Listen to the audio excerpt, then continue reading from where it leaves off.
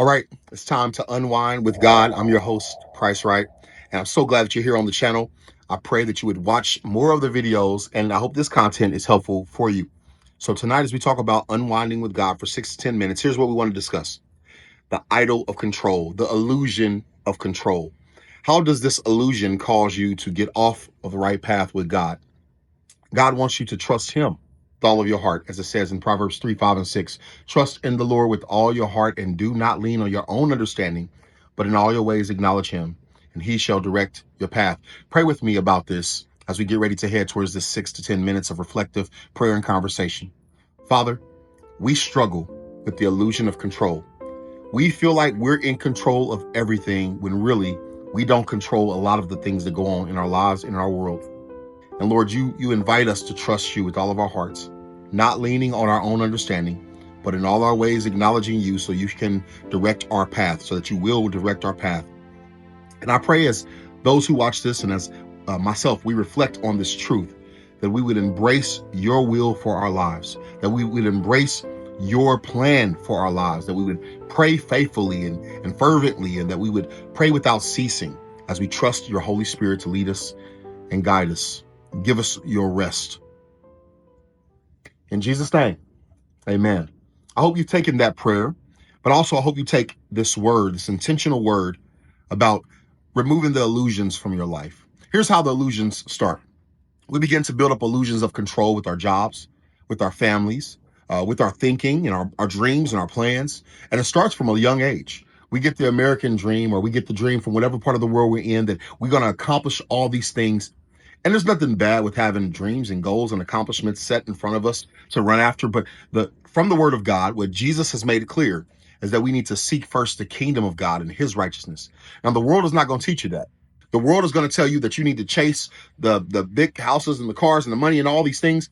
And yes, it's important for us to have the things that we need. Jesus had a treasure. It's important for us to have the things that help us economically, but it's vitally important to hear what Jesus says in his word, that if you don't seek first the kingdom of heaven and his righteousness, the things that God has for you will not be added unto you. So it's important that we seek first the kingdom of God. And this starts by going to the word, with prayer, with faith and belief. Without faith, it's impossible to please God. So it's important that we have faith to believe all that God has said about us, to us, and for us. That's how we remove the illusion. So it starts by faith. Hey, I have to interrupt. If you have come this far in the video, please take a moment to like this. Would you please subscribe to the channel if you have not already? Make sure you click the notifications bell so you can receive more of these videos. I hope and pray this is an encouragement to you as you process your life with God and as you continue to grow in him. Make sure you share this with a friend. Thank you so much for watching. Let's get back into the video. So out of everything I said, here's what I ultimately want you to do. I want you to surrender, totally surrender everything to God. Surrender everything to God. Lay all of your burdens, your cares, your worries at the feet of the Lord. We can only do this by faith.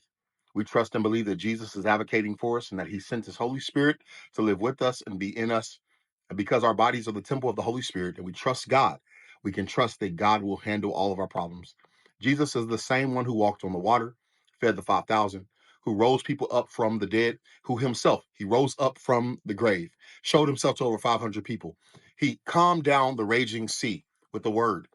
And just incredible things Jesus did. Turn the water into wine. I can keep on going. We have faith in the God who is the God of second chances, the God who is going to glorify us on that great day, and the God who is coming again when the time is right, as the Father has revealed. And so I just challenge you to drop your illusion of control over all your circumstances and begin to trust God tonight before you sleep. Lay everything before God. I know some of y'all have bills and you have family problems. You have issues going on with your health. Lots of things to be worried about. But let's give all of our worries to God, trusting him with the future. Let's pray fervently. Let's pray faithfully that God would help us to overcome, that he would see us through all of our opposition. But let's have faith and believe in that God has miraculous things prepared for us through his son, who has died for us and given us the right to life. He's given us a new birth. We were all dead in our trespasses and sins, but God has made us alive by his grace and mercy. We have all got a miraculous testimony. All of us who believe, we're children of God. So if you believe right now, there's no reason for you to go to bed without peace.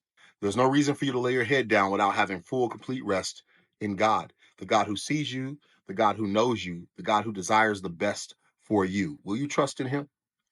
Remember this, you don't have to carry everything in your sleep tonight. The God who watches over you and protects you and provides for you will lead you and direct you and give you all that you need. Will you trust in him to overcome all the circumstances of your life? God surrounds you with peace that isn't based on your circumstances. The peace that God gives is based on his presence. Those that keep their minds on the Lord will have perfect peace. If you're going to have peace that lasts, peace that is sustained, peace that's maintained, it's because you're going to trust in the Lord. Matthew chapter 11, verse 28 through 30. I repeat this pretty much nightly. It says, "Come to me, all who are weary and burdened, and I will give you rest. Take my yoke upon you and learn from me, for I am gentle and humble in heart, and you will find rest for your souls. My yoke is easy and my burden is light." Jesus doesn't make the way to him difficult. He just says, come. Come to him with your burdens. Come to him with your problems. Come to him with your pain and your exhaustion. Give him your life. Surrender your heart. And he's going to give you perfect peace. This is not a probability, it's a promise. When you submit to God and you keep your eyes on him, you will have perfect peace. Jesus offers rest not just for our body, but for our souls. And there's no one else in this universe besides our God who can offer peace for your soul. Tonight, as we reflect on our lives and our hearts and all the things that we've been dealing with, let's ask the question to ourselves, man, can I surrender everything to God? Have I surrendered everything to God? And the answer is yes, you can do it, but it's going to take an intentional choice for you to believe in your heart that God's going to help you and give you the strength to navigate, even when you feel weak, to totally surrender all of your thoughts of control, to trust the God who controls all things. Let's pray that God would help us to surrender. God, we need help to surrender, and you told us to pray for wisdom. That when we pray for wisdom, you would give it to us liberally. We're praying for the wisdom to surrender our fears, our doubts, our aspirations, and our dreams. Help us to surrender all things to you. In our surrendering, walk with us. Be in us. Give us new light and new purpose that is committed to you. God, help us to surrender our dreams and our goals. Help us to surrender our plans. We thank you for helping us to do this. We give you praise and honor in Jesus' name. Amen. If you've just prayed that prayer with me, and if you've come to the place that you're ready to surrender, I want you to hit me up. Let me know.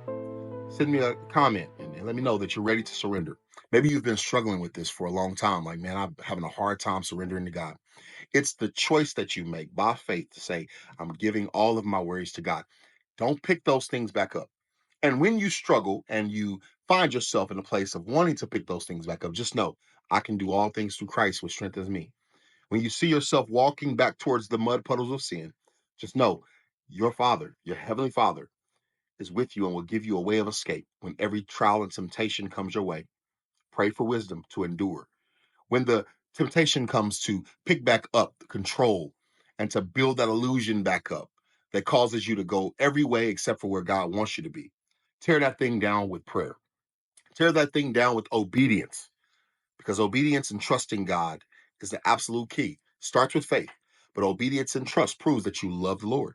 And good fruit's going to be produced from a place of obedience and trust. So tonight, as you have prayed and put a focus on surrendering all things to God and reminded yourself about trusting in the Lord, I hope and pray this is something that's going to help you to move forward in faithfulness in God. I do this Monday through Thursday to help you to remember what's important, what's most important. So whether you're taking a shower or whether you're getting up for work, whatever time you're watching this, I hope that you're encouraged to know that God wants you to surrender all control to him. He's going to help you. He's going to guide you, but you've got to surrender. Stop running from surrender and give it to God. You will have perfect peace. Your mind will be stayed on him. You will find contentment. You will find a base, a solid base of contentment where you won't be thrown apart by every wave of sea, by every doctrine. You won't be thrown by every trial. You'll be standing on solid rock, and that rock is Jesus Christ. I pray that you're a child of God, and if you're not, tonight you can be. All of us were created in the image of God, and that's a beautiful thing. But if you're not a child of God, you can be born again by confessing with your mouth and believe with your heart that Jesus is Lord, then you shall be saved. You can repent and turn from your sin right now. God will forgive you of all of your sin. God will walk with you and be in you. You will become a child of God. You will be born again when you confess with your mouth that Jesus is Lord. When Jesus becomes your Lord, then everything changes for you. Your perspective changes, your heart changes, your intentionality, your purpose changes, your relationships and the people you surround yourself with. All of that changes because you're being driven by the Holy Spirit of God. I do believe this. I preach and teach this because it is the truth. Jesus says, I'm the way, the truth, and the life. There's no way to the Father except by me. Let's walk forward in peace. Let's tear down the illusions. Let's trust in God and not have the idols of control leading our lives. Let's let God lead us. And tonight, as you get ready to go and sleep, this morning when you've woken up and got on the road to do what you need to do, wherever you are in your day, just know God is with you as you've made the choice to trust in Him and walk by faith. Go ahead and click the like button. Share this if you made it this far. I'm so glad you made it. Thank you so much for being one of the subscribers and one of those faithful believers that are walking with me in this journey. I thank God for you, and I hope you are blessed. And I pray God's blessings over your life now. In Jesus' mighty name, amen.